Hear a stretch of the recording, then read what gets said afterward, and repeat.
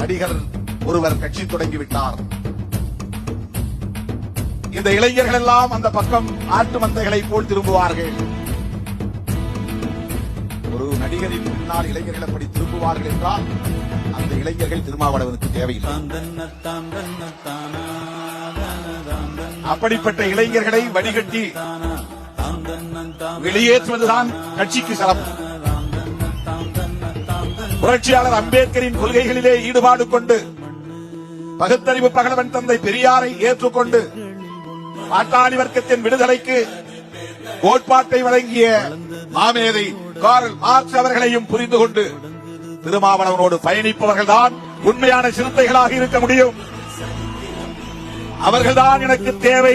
அவர்கள்தான் எப்போதும் என்னோடு பயணிக்கக்கூடியவர்கள். அவர்களை எந்த கொம்பனாலும் ஈர்க்க முடியாது, திசை மாற்ற முடியாது, நடை மாற்ற முடியாது.